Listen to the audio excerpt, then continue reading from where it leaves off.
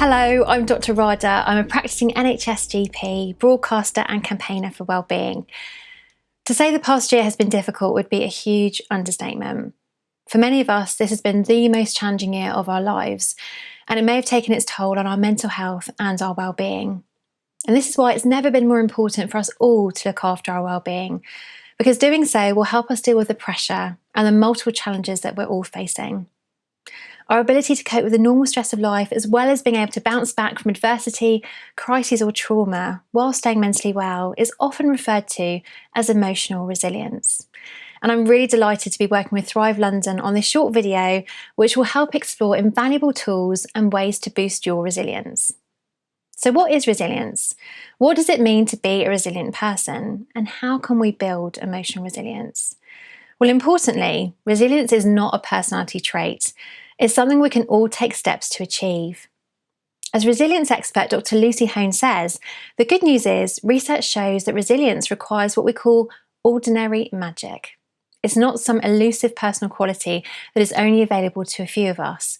We can all teach ourselves to be more resilient. Resilience is something that can be learned and improved, and also built or eroded by difficult circumstances. So our resilience varies over our lifetime.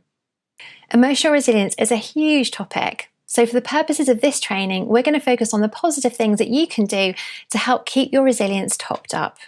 For example, strong relationships are really important for building resilience. So is exercise and doing the things that you enjoy. As we explore these more in detail, we're going to hear from a range of people about how they're supporting their own well-being and building their resilience. Before we begin, let's start with a quick exercise. Feel free to pause and start so you can do this. I'd like you to write down the beginning of 3 sentences. Number 1, resilience to me means. Number 2, one daily tool I use to build resilience is. And number 3, I'm resilient when I. At the end of this video, we're going to return to these and complete the sentences together. Firstly, let us start by exploring self-awareness and the importance of focusing on what we can control. The coronavirus crisis has presented multiple stresses upon many different areas of our lives, from fear of the virus itself to the financial impacts, our relationships, a sense of loss, or perhaps boredom or loneliness. So how do we prevent ourselves from getting overwhelmed and maintain our emotional resilience? We're living in uncertain times and really tough things happen to us all. Learning to accept that there are things we can't control can be a big step in learning how to manage and resolve whatever problems you may be having. We can support this further by becoming more self-aware. Dr. Lucy Hone highlights the need to tune in to the good. As humans, we get sucked into the negative. We're really good at looking at all the bad bits rather than tuning into the good stuff. And it's massively important for us to counterbalance that by choosing to focus our attention on some of the good stuff. Her research shows that resilient people are really careful to choose where they focus their attention. We can add to this further by also tuning into ourselves. So try this now. Pause and ask yourself, how am I doing? So it's important, particularly at the moment, to really acknowledge those feelings and those thoughts that people might be going through. And for me, it feels like it's important because actually there is so much emotion out there right now. There's so much noise. And whilst I think it's brilliant that people are talking so much more about mental health, people are sharing what they're going through, actually quite often what we tend to do is we don't acknowledge that it's having that kind of a bigger impact on ourselves. So we pretend that we're okay a lot of the time. I think over the last year, we've definitely seen people functioning at quite a high level who haven't felt able to embrace the kind of the real emotions they're feeling. It was really important for me to acknowledge my emotions because during this difficult time where there are a lot of things that we can't control, such as obviously the pandemic, the rules, we can't go out certain places. The one thing we can control is ourselves. We all lead busy lives, and it's often easy to ignore making time for yourself for personal reflection. However, simply checking in with yourself and listening to how you're feeling, and in turn increasing your self-awareness, is really important. For some people, this might look like meditation or mindfulness, but for many people, it can be something you make a habit of doing when out for a walk, cooking at home, or engaging in a hobby. I use my morning ritual of having my coffee to connect with self. So every morning, I'll go down, I'll make my cafetiere of coffee, and then I'll sit either in the lounge, depending on what the weather's like. I do have a little garden room that I can watch the birds. So I'd normally sit there while drinking my coffee to contemplate on the day ahead, really, and connect with myself about how I'm feeling. One of the ways I have been doing that is through meditation. It helps me connect with myself and kind of center myself and have enough mental strength to, get through the day. I start my day holding in my hands a little trinket that someone special gave me a while back. And it is a trinket that represents love, affection, consideration of a loved one who unfortunately passed away at the height of the first lockdown. And that reminds me every morning of how lucky I am to have met this significant other.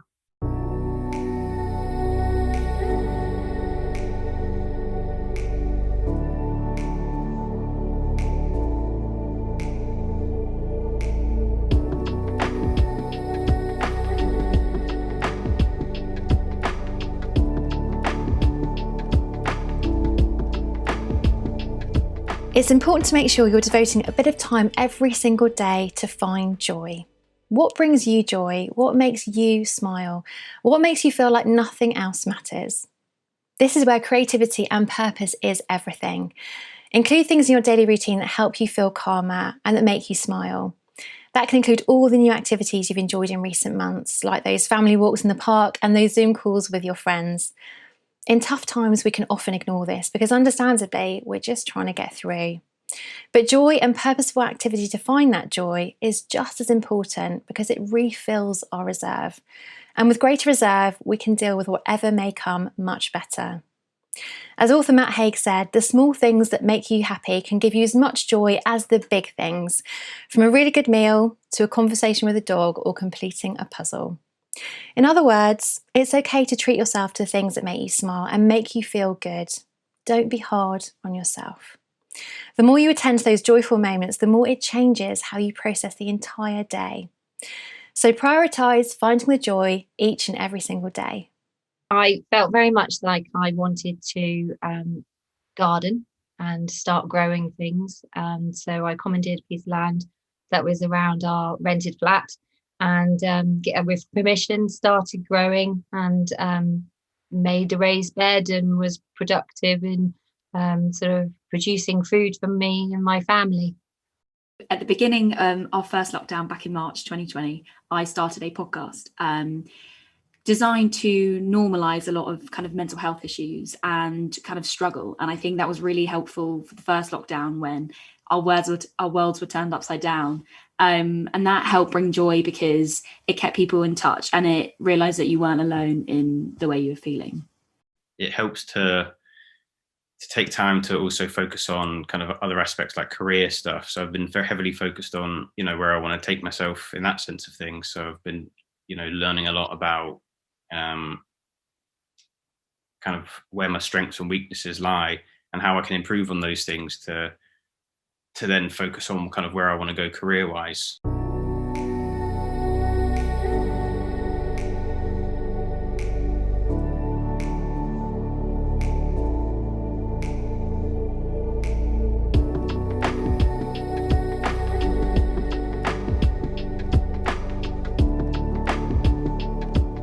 Studies have shown that having strong supportive relationships, whether family and support structures, or from a wider community and faith groups, is probably the most important thing we can do to build our resilience.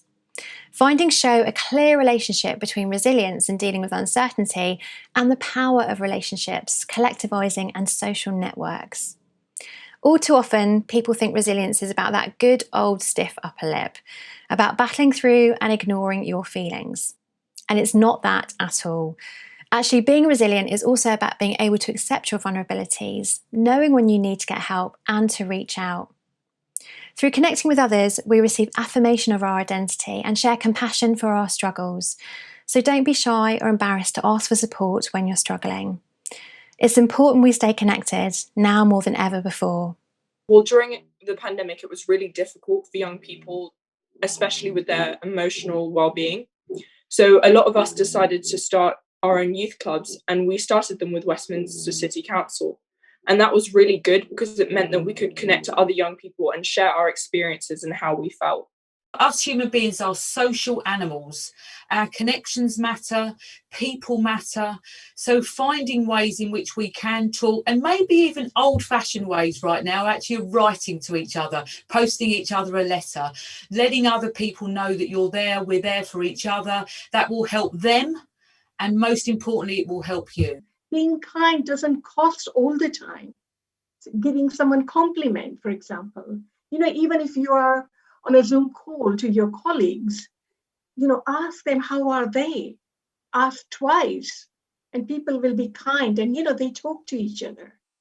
Spending time in green space is known to be beneficial for mental health and overall well-being. And many people are finding that connecting with nature is boosting their mood and are feeling more grounded because of it. This isn't surprising. Seeing trees, hearing birdsong, seeing the sky and feeling in contact with nature are associated with increased levels of happiness and well-being. So if it's safe for you to do so, try this for yourself. It's really important to get out. I know that people are nervous and anxious getting out, but if you take the precautions that you need to take, it's definitely worth stepping out and getting some fresh air. And just taking in nature, and really just connecting again with yourself and nature and what we naturally have in this world. Participation in social and community life has attracted a lot of attention in the field of wellbeing research. Individuals who report a greater interest in helping others are more likely to rate themselves as happy. So we know that engaging in volunteer activities, for example, can help build personal resilience. This may not be possible or suitable for everyone, but volunteering increases skills and the well-being of volunteers as well as social connections. Perhaps more than this though, volunteering helps bring together communities by developing our understanding of each other. Thrive London has loads of information about how you can support others in your community safely, so go and check out their website. I spent my time during the first lockdown after I recovered, because I was unwell myself, picking up laptops. That in itself was therapeutic for me during the first lockdown because I could help families. I felt as if I was doing something. I volunteer a lot of time to a mental health support community, and I work with volunteers who care about the same things that I do. So staying connected to those people has been really important because it reflects my values, it reflects what I care about, and you can't underestimate that.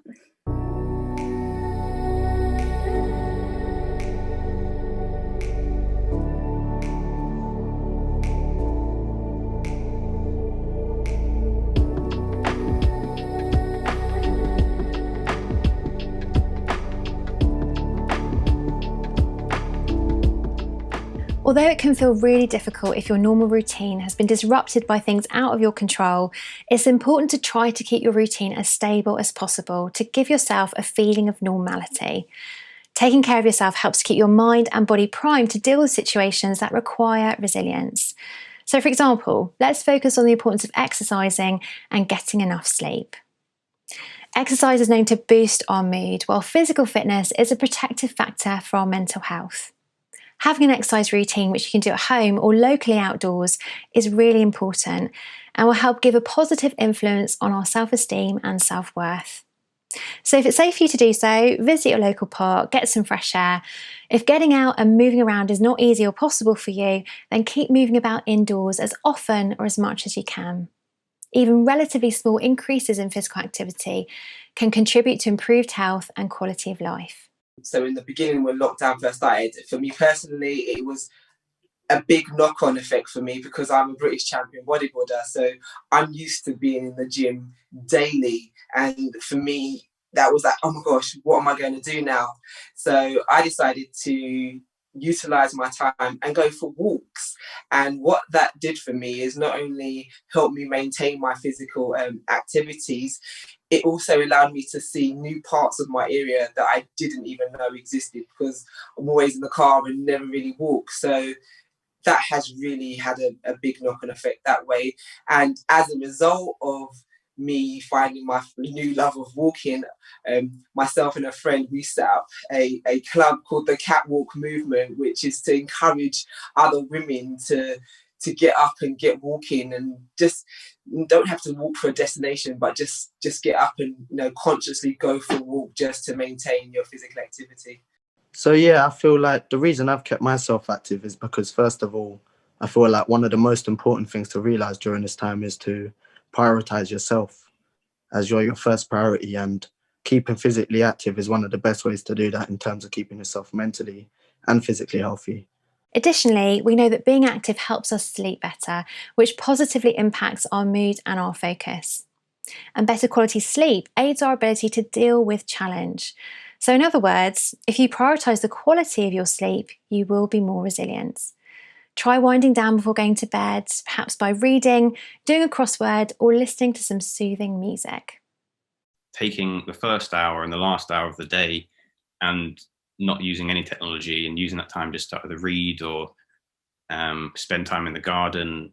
If it's a rainy day, then even just sitting looking outside, and that kind of helps clear the kind of brain fog that I feel I can sometimes get when I'm way too involved in screens for long periods of time. And it's small things that make small differences, and when you keep doing them, it actually builds up to make a bigger difference than you realise.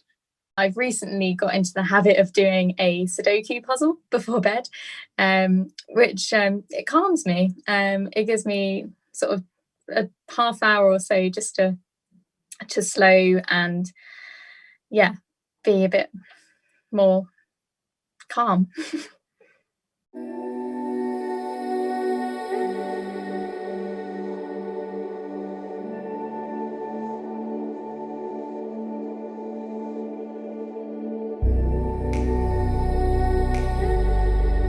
So I hope this has been a helpful walkthrough of just some of the strategies that you can use to help build your own personal resilience. Remember, making small changes can make a big difference and can help you to effectively build mental resilience. But what works for one person might not for another, so try out a few things and find out what works for you.